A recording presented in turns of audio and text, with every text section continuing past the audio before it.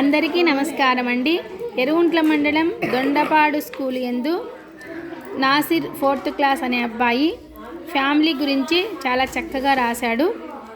నా పేరు నాసిర్, నేను మా స్కూలులో లీడర్ను. నేను ప్రతిరోజు మా అమ్మ నాన్నలతో చక్కగా ఆడుకునేవాడిని. ఇంకైతే మా అమ్మ పేరు ఫరీదా. మా అమ్మ ఎప్పుడు నన్ను నువ్వు బాగా చదవాలి ఎప్పుడు అని చెప్పేది. మా అమ్మ మాటలను విని అట్లా నేను స్కూలులో లీడర్గా అయినాను. ఇప్పుడు మా నాన్న నన్ను ప్రేమతో చూసుకునేవాడు.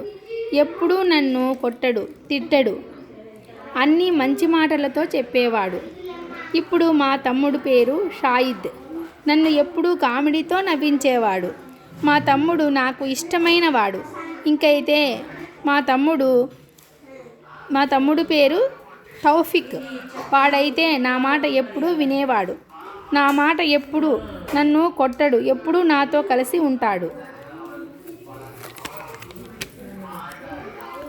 మా తమ్ముడు పేరు అబిద్.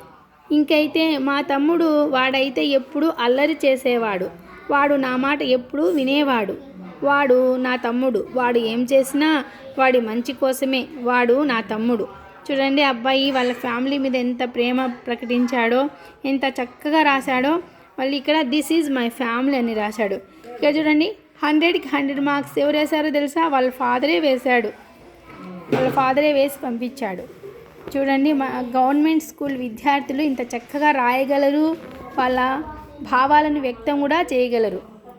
చక్కగా ఉంది కదండి. ఇది మీ అందరికీ తెలియజేద్దామని నేను ఈ వీడియో చేశాను. Thank you.